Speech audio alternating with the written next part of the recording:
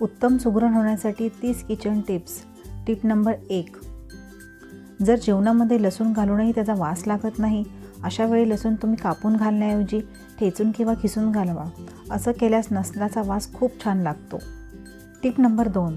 नेहमीच्या तुरीच्या डाळीच्या आमटीत थोडासा पालक म्हणजे 2 ते 3 पाने चिरून घातली तर आमटीला खूप छान चव येते.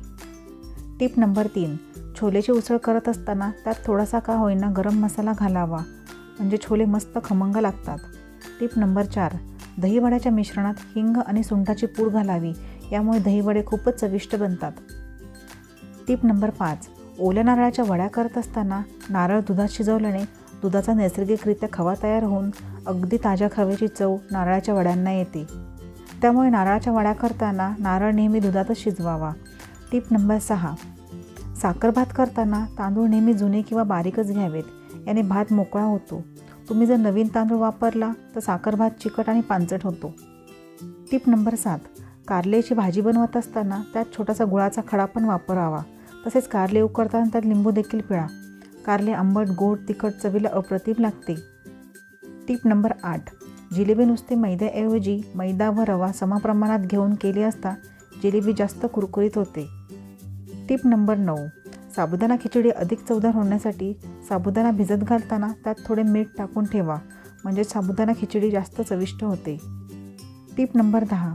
वेलची पूड लवकर होण्यासाठी 1 चमचा साखरेबरोबर वेलची वाटावी, म्हणजे बारीक पूड तयार होते. Tip number 11. मीठ, मिरची, लसणाचा ठेचा काळा पडू नये म्हणून वाटताना त्यात थोडासा लिंबू पिळावा, म्हणजे ठेचा काळा पडणार नाही. Tip number 12. मुगाच्या डाळीचा हलवा करताना त्यामध्ये थोडेसे दूध आणि साई घालावी. हलवा अतिशय रुचकर आणि खमंग होतो. Tip number 13. दुधी भोपळ्याचा हलवा करताना भोपळ्याच्या खिसामध्ये चिमूटभर खायचा सोडा घातल्यास दुधी भोपळ्याचा नैसर्गिक रंग टिकून राहतो आणि हलव्यामध्ये दूध घातल्यावर ते नासतसुद्धा नाही. Tip number 14. तांदळाच्या खिरीत गूळ घातल्यास त्यात वेलचीबरोबर थोडे जायफळ आणि खसखसची पूड करून घालावी, म्हणजे खीर खूप खमंग आणि स्वादिष्ट लागते. Tip number 15. रसगुल्ले करताना पनीरचे गोळे करण्यापूर्वी 1 चमचा साखर टाकावी, म्हणजे साखर पाकात विरघळते आणि रसगुल्ले मस्त जाळीदार होतात. Tip number 16. अळूवडीसाठी बेसन भिजवून घेतल्यानंतर त्यावर 1 ते 2 चमचे कडकडीत तेलाचे मोहन घालावे, म्हणजेच अळूवडी छान कुरकुरीत होते. Tip number 17. कोणत्याही भाजीचा मसाला वाटत असताना त्यामध्ये पाणी न घालता मसाला वाटल्यास भाजीला चव खूप छान येते. Tip number 18. घरातले बेसन संपलेलं आहे आणि आपल्याला ऐनवेळी भजी किंवा पकोडे बनवायचे असतील तर हरभरा डाळ मिक्सरला बारीक वाटून झटपट बेसन तयार करा, किंवा हरभरा डाळ अर्धा तास पाण्यात भिजवावी, नंतर मिक्सरला बारीक करून त्याचे भजी किंवा पकोडे बनवायचे. खूपच चवदार भजी तयार होतात. Tip number 19. उपवासाला तर आपण नेहमी साबुदाणा खिचडी बनवतो, त्यासाठी साबुदाणा रात्रभर पाण्यात भिजवावा लागतो. पण कधीकधी आपल्याला साबुदाणा रात्री भिजवायला घालायला विसरतो.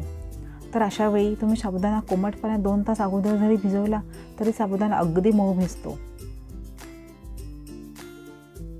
Tip number 20. बराच वेळा बटाटा कितीही शिजवला तरी शिजत नाही. यासाठी बटाटा शिजवताना बटाट्याचे 2 भाग करून बटाटा शिजवावा. यामुळे बटाटा लवकर शिजण्यास मदत होते आणि इंधनाची सुद्धा बचत होते.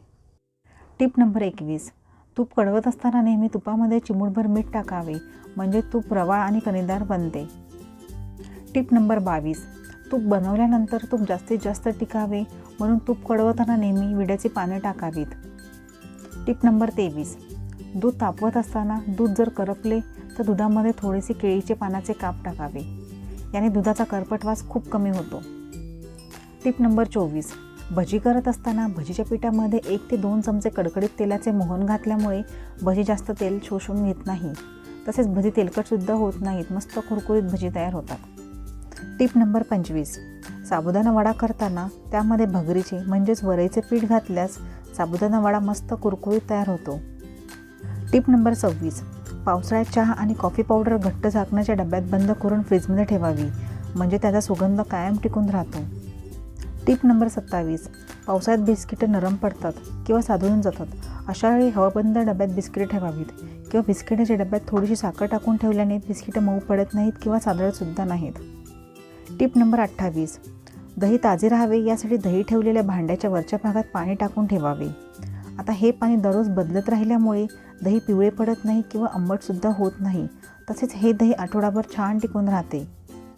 Tip number 29. डोसे करताना कांदा अर्धा कापून तेलात बुडवून तव्यावर कांद्याच्या साह्याने तेल पसरावे. असे केल्याने डोसा तव्याला बिलकुल चिटकत नाही, मग तो तवा कोणताही असो.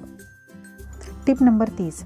भाजीमध्ये किंवा ग्रेव्हीमध्ये मीठ जास्त असल्यास त्यात थोडेसे तुम्ही भाजलेले बेसन घालू शकता. यामुळे भाजीतील मीठ कमी होईल. सोबतच भाजलेल्या बेसनामुळे ग्रेव्ही मस्त घट्ट तयार होईल आणि भाजीला खमंगपणा येईल. तर तुम्हाला माझी आजची महत्त्वपूर्ण माहिती कशी वाटली हे कमेंट्समध्ये नक्की कळवा. अशाच नवनवीन टिप्स जाणून घेण्यासाठी चॅनलला नक्की सबस्क्राईब करा. व्हिडिओ आवडला असेल तर व्हिडिओला जरूर लाईक करा, शेअर करा. पुन्हा भेटू अशाच एका नवीन महत्त्वपूर्ण व्हिडिओसोबत. तोपर्यंत धन्यवाद.